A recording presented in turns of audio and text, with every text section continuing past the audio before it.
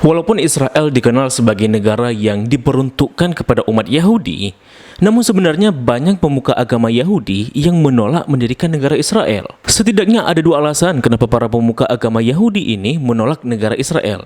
Dan salah satu di antara alasannya adalah karena hal tersebut dilarang dalam kitab mereka.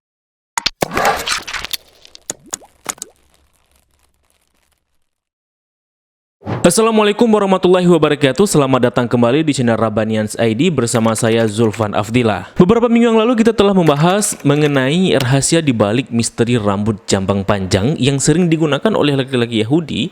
Dan di sana juga kita telah menyinggung sedikit mengenai pandangan agama Yahudi terhadap pendirian negara Israel, bahwa tidak semua penganut Yahudi mendukung berdirinya negara Israel. Nah, buat teman-teman yang mau menonton episode sebelumnya, silahkan klik link yang tertera di deskripsi video atau di kolom komentar tersemat, atau klik yang ada di atas ini. Nah teman-teman, komunitas Yahudi yang menolak berdirinya negara Israel umumnya berasal dari sekte Haredim, atau disebut juga dengan Yahudi Ortodoks. Haredim sendiri merupakan sekte Yahudi yang terkenal sangat ketat dan taat dalam mempraktikkan ajaran Yahudi, budaya maupun hukum-hukum dalam agama mereka. Nah, sejak berdirinya gerakan Zionisme pada tahun 1890-an, para pemimpin sekte Haredim ini sudah menyatakan keberatannya atas cita-cita gerakan Zionis ini untuk mendirikan negara Israel. Nah, pada tahun 1930-an, banyak pemimpin sekte Haredim di Eropa melarang jemaatnya untuk pergi ke tanah Palestina. Nah, dengan kondisi yang demikian dan untuk menenangkan masa kelompok sekte ini, karena jumlahnya itu sangat banyak, akhirnya Theodor Herzl, sang pengasas berdirinya negara Israel,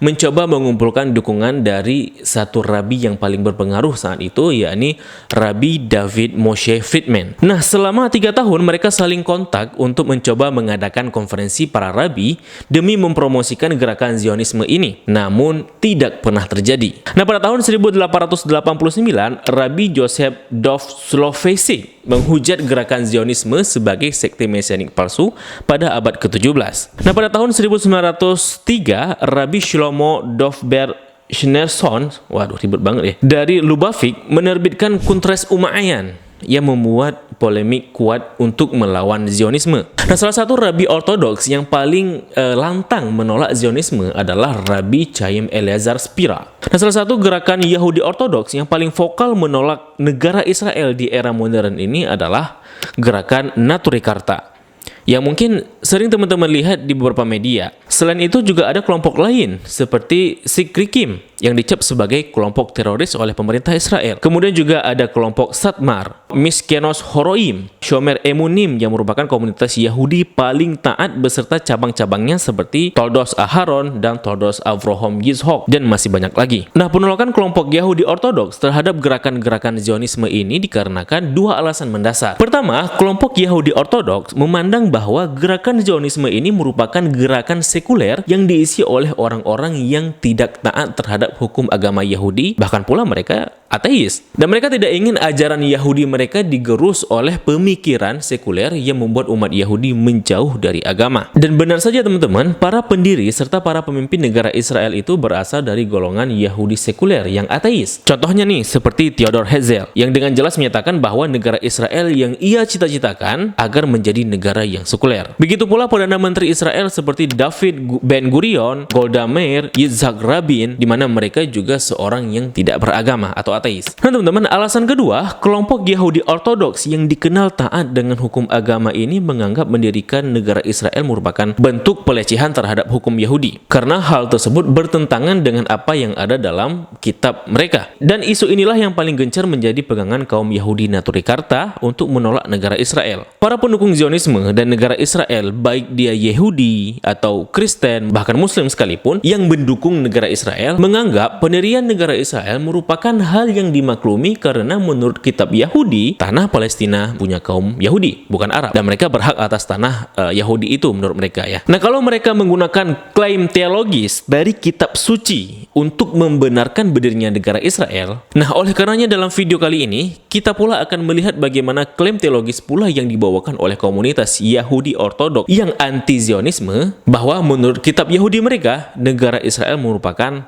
hal yang terlarang. Namun seperti biasa, sebelum kita masuk ke inti pembahasan, pastikan terlebih dahulu kamu mengklik tombol subscribe dan juga tombol lonceng yang ada di bawah video ini untuk mendapatkan updatean video terbaru mengenai video-video membongkar fakta keyahudian untuk menambah wawasan kita mengenai keragaman wawasan keagamaan, kebangsaan, dan budaya. Dan kalau kamu tidak yakin video ini bermanfaat, kamu bisa menahan untuk menekan tombol subscribe-nya dan juga tombol loncengnya. Namun dengan syarat kamu tonton dulu video ini hingga usai.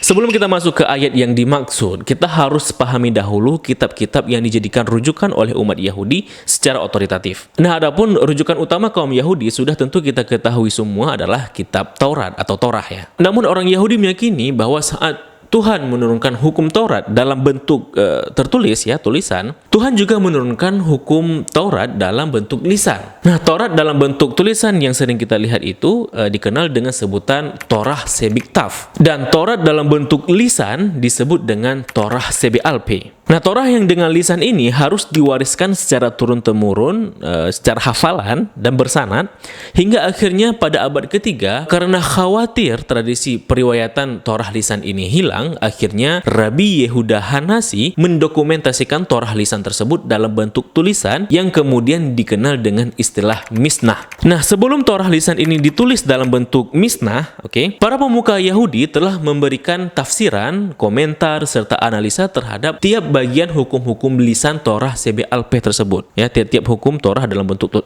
lisan tersebut ya. Dan secara turun-temurun tradisi lisan yang satu ini diriwayatkan dari generasi ke generasi. Nah, akhirnya juga komentar, tafsiran, dan analisa para rabi mengenai Mishnah ini kemudian juga didokumentasikan dalam bentuk tulisan yang disebut dengan Gemara. Nah, Gemara dan Mishnah kemudian digabung dalam satu kitab yang kemudian kitab tersebut dikenal dengan nama Talmud. Nah, Talmud ini dikerjakan pada dua tempat, yakni di Yerusalem yang kemudian dikenal dengan Talmud Yerusalmi, serta di negeri Babilonia pada masa itu dan dikenal dengan sebutan Talmud Babilonian. Nah, teman-teman, Talmud ini menjadi kitab penting yang mengatur hukum kehidupan sehari-hari bagi seorang penganut Yahudi. Nah, selain Taurat, umat Yahudi juga beriman kepada kitab dan tulisan-tulisan para nabi Bani Israel lainnya yang dikenal dengan nama Nevi'im dan Ketuvim, sehingga membentuklah rangkaian Torah, Nevi'im, dan Ketuvim yang disingkat dengan Tanakh.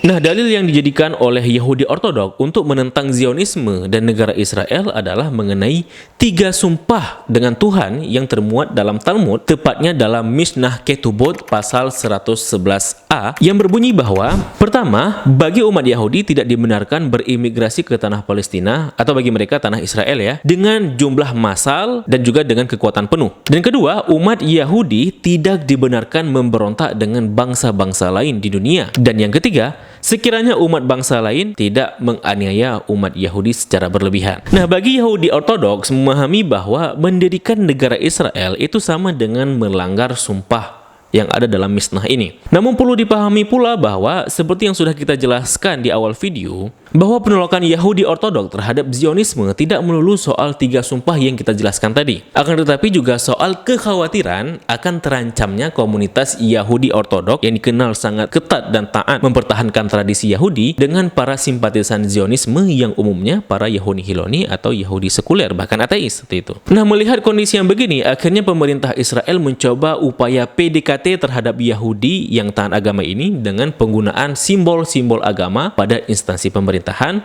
seperti simbol menorah, lambang bintang David, serta bendera Israel yang mirip dengan selendangnya ibadah Yahudi. Jika Yahudi Ortodok haluan utama yang anti-Zionis, mereka memahami bahwa bangsa Yahudi hanya boleh masuk ke tanah Palestina setelah juru selamat mereka atau Mesias itu turun ke bumi. Maka para Yahudi Ortodok yang pro-Zionis, mereka memahami bahwa supaya juru selamat mereka yakni Mesias itu turun ke dunia, maka umat Yahudi harus menduduki tanah Palestina. Dan setelah pemulihan dunia serta tercapainya keharmonisan hidup bangsa Yahudi di tanah Palestina, maka kemudian Mesias akan turun. Nah, pendapat ini dikemukakan oleh Rabbi Abraham Isaac Kook. Meskipun ini belum terjadi, ya Rabbi Abraham menekankan bahwa itu akan memakan waktu dan penembusan terakhir terjadi secara bertahap seperti itu. Pada tahun 1924, Rabbi Abraham mencoba mendamaikan antara Zionisme dan Yahudi Ortodok bahwa baginya Zionisme tidak bertentangan dengan hukum Yahudi. Nah, kelompok Yahudi yang taat akan agamanya, namun mereka pro terhadap Zionis, ini secara umum disebut dengan istilah Zionis religius. Nah, kalau Yahudi Ortodoks yang taat terhadap hukum Yahudi ini, namun juga pro terhadap Zionis, mereka secara umum disebut dengan kelompok Yahudi Hardalim, yang juga dikenal dengan sebutan Yahudi Ortodok modern. Dan ini dipengaruhi oleh pemikiran anaknya Rabbi Abraham Isaac Kook, yakni Zvi Yehuda Kook. Dan dari sini kita paham, walaupun Yahudi Ortodok terkenal akan anti-Zionismenya, akan tetapi banyak juga Yahudi Ortodok yang mendukung Zionisme dan negara Israel, bahkan terkadang membuat mereka membenci maupun semena-mena dengan penduduk Palestina, walaupun mereka Yahudi Ortodok seperti itu. Menurut statistik dari berbagai sumber dan rentang beberapa tahun ini, Yahudi Ortodok merupakan kelompok minoritas di Israel. Dan Yahudi Hiloni atau Yahudi sekuler itu menjadi Yahudi yang mayoritas, populasinya mayoritas di sana. Dan ini menunjukkan bahwa Israel bukanlah negara yang berdiri di atas semangat keagamaan. Walaupun klaimnya mereka menjadikan agama sebagai kedok atas pembenaran berdirinya negara Israel. Faktanya, negara Israel dibangun atas dasar sekularisme dan semangat kebangsaan, bukan semangat keagamaan.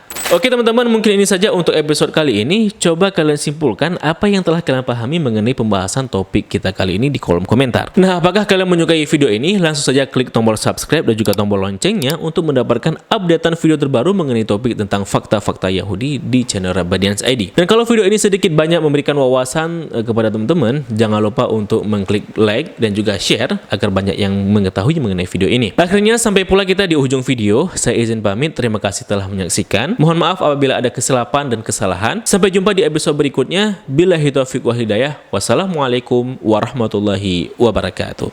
Salam damai.